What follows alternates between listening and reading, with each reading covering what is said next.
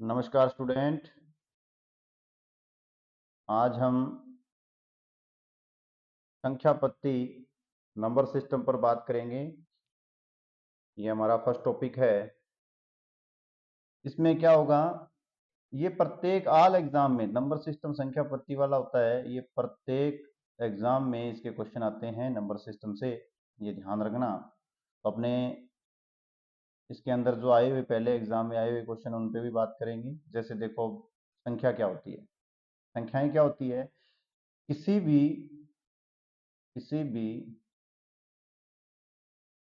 संख्या संख्या को लिखने लिखने के लिए किसकी जरूरत पड़ेगी। लिखने के लिए हमें 10 अंकों की जरूरत पड़ेगी। ध्यान रखना, वो 10 अंक कौन कौन से होते हैं। जीरो, कौन कौन से होते हैं 10 अंक। जीरो, एक, दो, तीन, चार, पाँच, छः, आठ, नौ, ये 10 अंक होते हैं।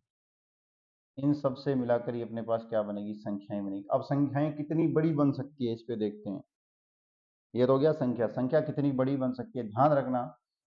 जब आप चर्चा करोगे तो हम जो संख्या लेंगे, कोई भी संख्या को, चाहे किसी भी संख्या को लिखने के लिए, किसी भी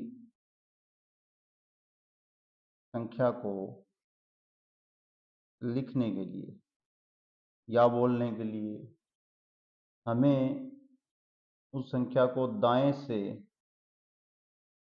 कैसे, दाएं से दाईं ओर से बाईं ओर, दाईं ओर से बाईं ओर क्रमशः पढ़ा जाता है। देखो कैसे पढ़ा जाएगा, दाईं ओर से बाईं ओर। यहां से लिखना शुरू करता हूं मैं। पहले होता है इकाई, उसके आगे आएगा आपके पास ढाई, फिर पढ़ा जाएगा सैकड़ा। ठीक है, फिर पढ़ा जाएगा हजार। इकाई, ढाई, सैकड़ा, हजार।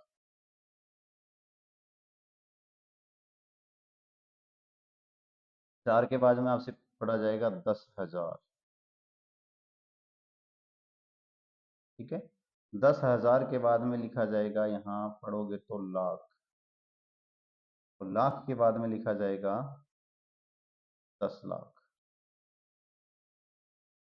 10 लाख से आगे चलो, 10 लाख के बाद में आपके पास आएगा करोड़। ये संख्याओं को बोलने का, पढ़ने का तरीका है। और 10 करोड़, बस यहीं तक बात करेंगे। करोड़, 10 करोड़ तक की बात करेंगे। अब देखो, इसका एक एग्जाम्पल भी लेते हैं। ऐसे तो है नहीं, बिना एग्जाम्पल आपको ये लिखते ही समझ में आ जाएगा। एक एग्जाम्पल मैं ले रहा हूँ यहाँ। जैसे ये संख्या मेरे पास 894160 723। अब इसको कैसे लिखोगे, देखो, इकाई, ढाई, सैकड़ा, हजार, लाख। इकाई, ढाई, सैकड़ा, हजार। हजार के बाद में ये हो गया 10,000। देखो, इकाई, ढाई, सैकड़ा, हजार, 10,000, लाख, और ये हो गया आपके पास 10 लाख और करोड़। आगे जैसे ही चलते जाओगे इस हिसाब से अपने पास आगे आते जाएंगे 10 करोड़ और अरब। अब ये देखना, ये आपको इसको कैसे पढ़ोगे। यहां से पढ़ना शुरू करो, यहां से 89 करोड़ क्या लिखा जाएगा, 89 करोड़। हो गया। इसके बाद में आएगा 41 लाख। 89 करोड़ 41 लाख। 89 करोड़ 41 लाख, ये पढ़ा गया आपने। 60,000, 60 लेते आगे 3 मिनट देख लेना हजार वाले। 60,000 700, कितने आ रहे हैं, 723। ये पढ़ा जाता है संख्या पद्धति से। ठीक है, ऐसा एग्जाम्पल भी है नीचे अपने पास।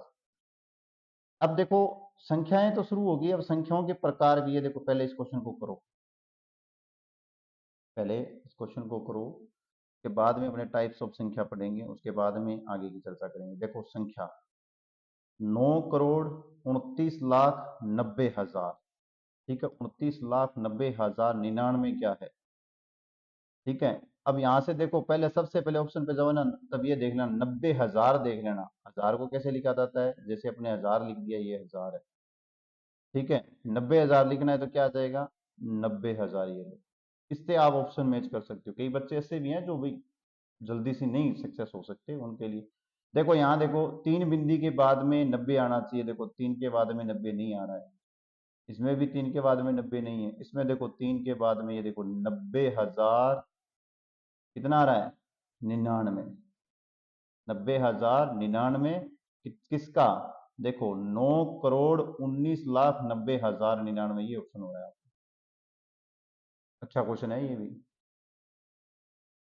बी नंबर ऑप्शन हो रहा है।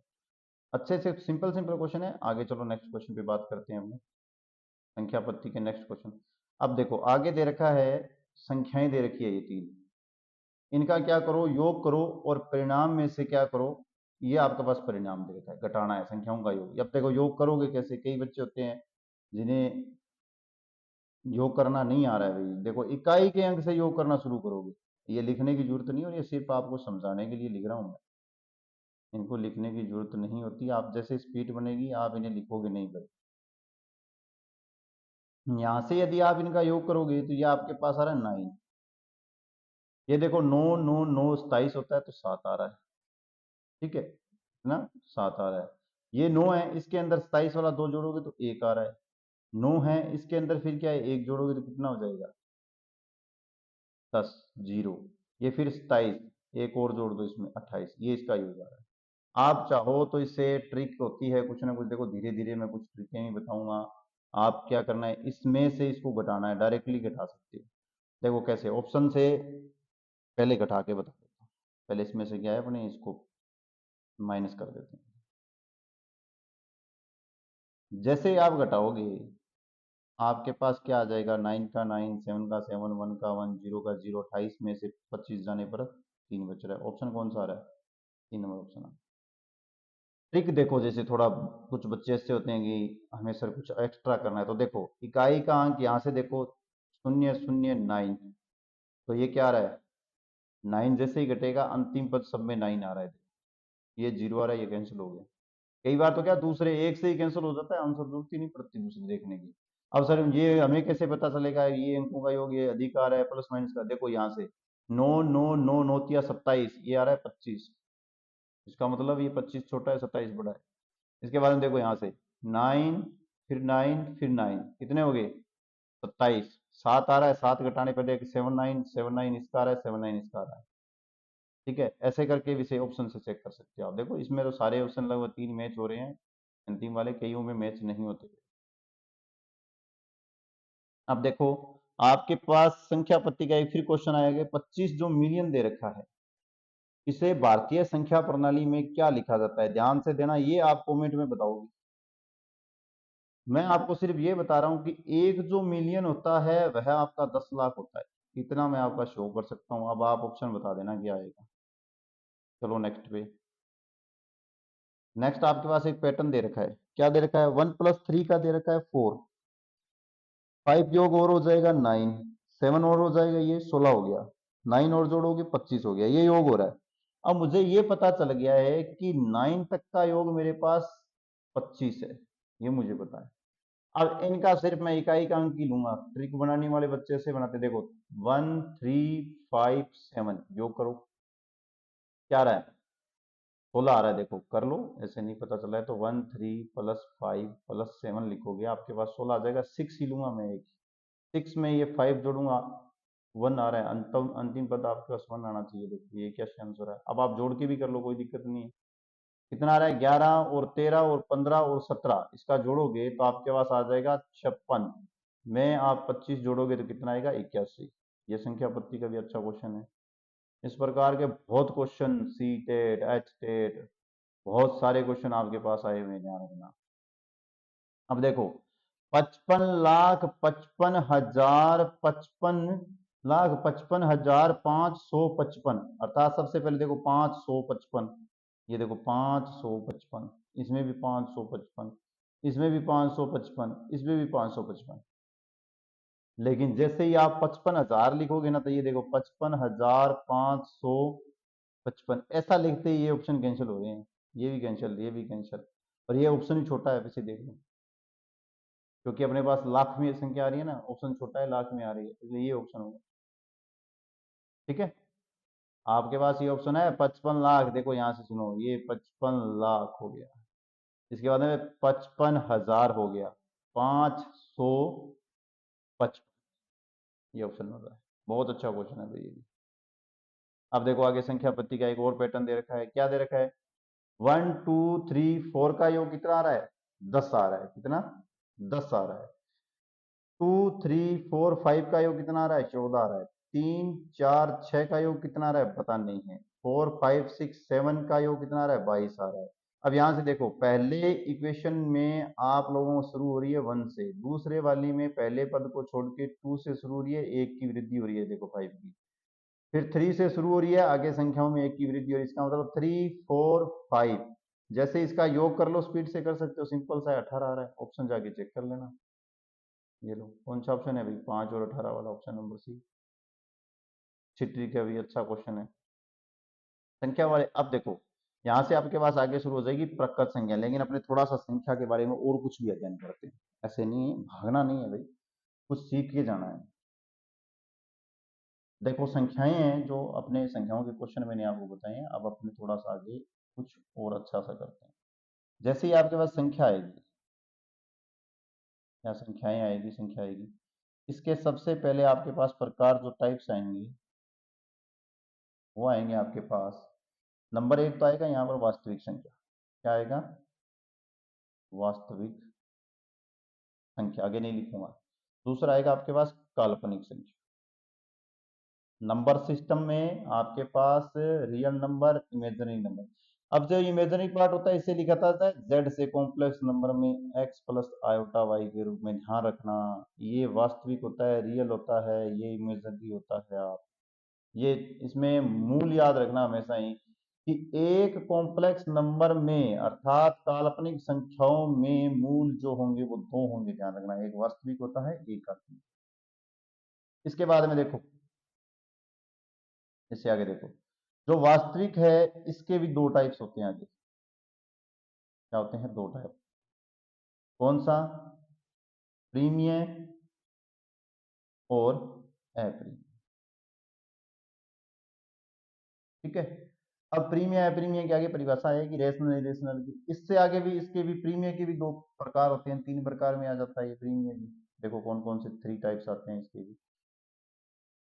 इसके आता है नंबर 1, आपके पास आएगा प्राकृत, प्राकृतिक लिख दो चाहे प्राकृत लिख दो। नंबर 2 जो आएगा वो आपके पास आएगी पूर्ण। नंबर जो 3 आएगा वो आपके पास क्या आएगी, पूर्णांक संख्याएं। ये इसके प्रकार होते हैं, आगे धीरे धीरे इनके ऊपर अब चर्चा करेंगे। ये टाइप्स होता है। सबसे पहले आएगी आपके पास प्रकृत संख्या, नेचुरल नंबर, इसे एन से प्रदर्शित करते हैं, ये ध्यान रखना। नेचुरल नंबर को किससे प्रदर्शित करते हैं, एन से। प्रकृत संख्याओं का प्रारंभिक होता है 1 से 2 3 4 5 6 तक, अनंत तक चलती रहती है। इसमें कुछ बातें होती है विशेष विशेष, ये बता रहा हूँ, इतनी होती है। प्राकृत संख्याओं में एक जोड़ने से अगली प्राकृत संख्या प्राप्त होती है। आप किसी में जोड़ो, जैसे 3 में 1 को जोड़ा तो 4 नेक्स्ट प्राकृत संख्या प्राप्त होती है। लेकिन ध्यान रखना, घटाने पर नहीं प्राप्त होती है। घटाने पर 1 में से 1 घटाने पर 0 आ जाता है, कि जो प्राकृत नहीं है। बाकी सब में तो होती है, जैसे 2 में से 1 घटाओ, 3 में से घटाओ, 4 में से घटाओ, हो जाएगी। लेकिन एक पे आती प्रॉब्लम होगी, इसलिए ये पूर्ण रूप से नहीं है, ध्यान रखना, एक के लिए नहीं है। बाकी कंडीशन संतुष्ट है, एक के लिए नहीं। ये इतना सा इसमें प्राकृत में है, थोड़ा सा एन से प्रदर्शित करते हैं, ये बता दिया मैंने। अब देखो प्राकृत का कोई आगे एग्जांपल देखते हैं। निम्न में से कौन सी संख्या प्राकृत, हाँ थोड़ा सा एक सेकंड, एक छोटी सी बात और रह गई। प्राकृत संख्या हमेशा ही क्या होती है, धनात्मक होती है, ध्यान रखना। पहले क्वेश्चन में यही बात आएगी, धनात्मक पूर्णांक होता है। ये इसका अच्छा कंसेप्ट है। चलो अब देखते हैं। पहला क्वेश्चन है, बहुत अच्छे क्वेश्चन है भाई, ये सीटेट में भी आया हुआ है, कहीं न कहीं आया हुआ क्वेश्चन उठाए हुए हैं। प्राकृत संख्याओं के देखो, ऑप्शन नंबर 1 कैंसिल हो रहा है, देखो इसमें मल्टीप्लाई करने पर माइनस आ रहा है, कैंसिल करो। इसमें भी माइनस आ रहा है, कैंसिल कर दो। इसमें माइनस माइनस प्लस आ रहा है, लेकिन 1/3 आ रहा है। प्राकृत संख्याएं क्रमांक से गिनती में गिनी जा सकती है, 1 2 3 4 5 6, ये नहीं है। इसको देखो, 15/15 से कैंसिल होके क्या आ रहा है, 1 आ रहा है आंसर। ये आपकी क्या है, प्राकृत संख्या। चलो ऑप्शन नंबर बी था, उसमें भी। Next page. नेक्स्ट जो है वो आपके पास है, पूछी हुई है कि कोई प्राकृत संख्या m के लिए गुणनफल m क्या दिया हुआ है, m+2 और m+4 हमेशा किससे विभाजित होगा। प्राकृत संख्याएं प्रारंभ होती है 1 2 3, मैं इन तीनों पे इनको चेक करूंगा। पहले m=1 लूंगा, ठीक है। जैसे ही इसमें पुट करूंगा तो मुझे पता है 1, 1+2, 1+4, क्या आंसर आ जाएगा आपके पास, 3 × 5। मैं मल्टीप्लाई नहीं करूंगा क्योंकि मुझे ऑप्शन चेक करना। देखो एक तो 3 आ रहा है, एक 5 आ रहा है, बाकी के ऑप्शन तो कैंसिल ही कर देना, ये आएंगे नहीं, ना तो ये 7 आएगा ना ये 2 आएगा, 2 बच गए। अब देखो फिर m=2 पे चेक करो, 2, 2+2, 2+4, m की जगह मैंने 2 लिखा है, चेक करो क्या आ रहा है, 2 4 और 6। देखो 2 4 6 आ रहा है, अब आप बोलोगे सर 2 ऑप्शन आपने कट कट कर दिया, लेकिन फर्स्ट में 2 नहीं था ना। यहाँ देखो ये है ना, ये बता रहा है कि आपके पास 3 × 2 भी आ सकता है, इसका मतलब इसमें 3 है सिर्फ। अब यहाँ से मैं टिक लगाऊंगा ना तो 3 पे लगा दूंगा, ठीक है। लेकिन एक आपकी संतुष्टि के लिए मैं m=3 पे भी चेक करवा रहा हूँ। देखो 3, 3+2, 3+4, चेक करो क्या आ रहा है, 3 5 7। अब आप तो ये भी बोलोगे सर ये 5 भी ऑप्शन है, 7 भी ऑप्शन है, नहीं होंगे क्योंकि तीनों में समान आपके पास 3 दिखाई दे रहा है, इसलिए ये 3 से डिवाइड होगा। ये ध्यान रखना, इसमें ऑप्शन क्या आएगा, 3 आएगा। तीनों में क्रमांक संख्या 1 1 2 3 क्रमांक से आप चेक करोगे तो इसमें क्या आ रहा है, 3 आ रहा है कॉमन। चलो नेक्स्ट। अब ये पूछ रहे हैं n प्राकृत संख्याओं को, इनमें सबसे छोटी प्राकृत संख्या क्या है, सबसे छोटी प्राकृत संख्या क्या है। देखो बहुत अच्छा क्वेश्चन है।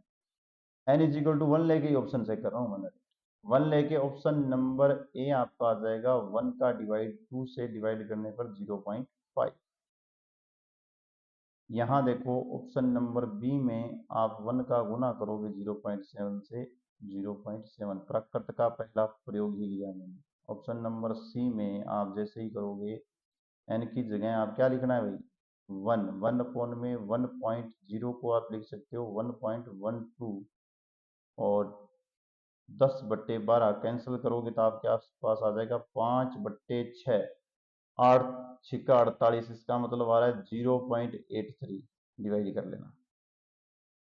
और 3 नंबर वाला जो ऑप्शन है उसके अंदर देखो 1 × 0.83, क्या आंसर आ रहा है, 0.8। सबसे छोटा पूछा, ये दोनों तो समान है, भूल जाओ, 0.5 सबसे छोटा है। आप चाहे अभी 1 रख के करना, चाहे 2 रख के करना, चाहे 3 रख के करना, चाहे 4 रख के करना, ऑप्शन आपका यही आएगा। और ऐसे ही क्वेश्चन आते हैं, पता नहीं चलता भी ये संख्या पत्ती का है या नहीं है, आप सोचते रहते हो। अच्छे क्वेश्चन है। अब ये देखो 18 की स्क्वायर 19 स्क्वायर के बीच में कितनी प्राकृत संख्याएं हैं, इनके बीच में आप वैसे बच्चा याद करता है ना, 18 की स्क्वायर 324, 19 की स्क्वायर 361, अंतर जैसे ही चेक करो, देखो अंतर चेक करो कितना आ रहा है, 361 का अंतर चेक करोगे 37, बाद के 37 पे ऑप्शन लगा देगा। बीच में पूछा है, ध्यान रखना, इनके मिड में पूछा है, क्या सर मिड में पूछा है, 35 लगा देते हैं, नहीं। काउंटिंग संख्याओं में जैसे क्रम से गिनते हो, यहाँ से गिनती शुरू होती है, यहाँ पर खत्म होती है, इनके बीच में ज्ञात करना है, तो इनके लिए फॉर्मूला बना हुआ है, उसी से ये सही आंसर आता है। देखो क्या होता तो है, लेकिन ये जो 37 होता है इसमें से एक घटा दिया करो, बीच में जो अंतर आता है उसमें 36 आंसर आएगा इसका। देखो फॉर्मूला, जब प्राकृत संख्या 1 है पहली, दूसरी उसमें एक वृद्धि करके है, ये बात ध्यान रखना, पहली संख्या दूसरी संख्या, जैसे मेरे पास है 2, उससे आगे वाली है 3, इन दोनों की मेरे पास क्या हो रही है, स्क्वायर हो रही है। इन दोनों के लिए यदि आपको बीच की संख्या ज्ञात करनी है तो 2n फॉर्मूला होता है ये डायरेक्ट। 2n क्या होता है इसका फॉर्मूला होता है। यहाँ से देखो इन दोनों के बीच में यदि ज्ञात करनी हो तो कितना आएगा, n क्या है 2 है, 2 इंटू 2 कितनी आ जाएगी 4 संख्या होगी। फॉर्मूले से वैसे ज्ञात करोगे तो कितनी आएगी 4 और इसका 9। आप बता दोगे 5 नहीं रे 5 नहीं होती, इसमें से एक घटा के आंसर देना होता है। अब इसकी कितनी आएगी 18 का क्या हो जाएगा, 18 की स्क्वायर को नहीं लेना, यहाँ सिर्फ 18 लिखोगे, 18 का मल्टीप्लाई कितना आ जाएगा 36। ऑप्शन कितना आ रहा है 3। ऐसे याद रखना भी इस क्वेश्चन को, बहुत अच्छा क्वेश्चन है।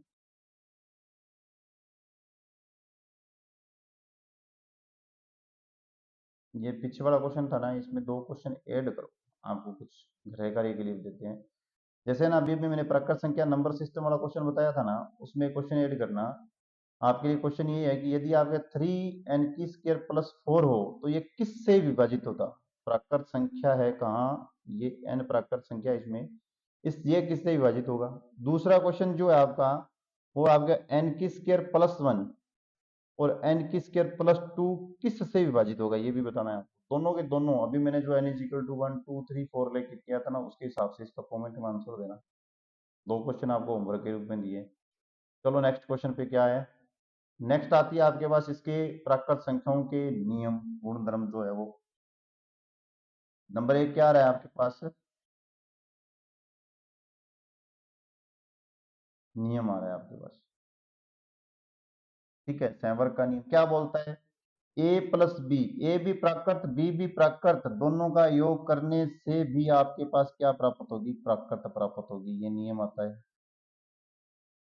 दूसरा नियम कहता है कि यदि आपके पास ए जो है प्लस बी, क्रम विनिमयता की बात कर रहा हूं मैं, ठीक है, क्रम विनिमयता की बात कर रहा हूं, ए प्लस बी, बी प्लस ए हो जाए तो ये क्या होगा आपका क्रम विनिमयता का नियम होगा, ध्यान रखना।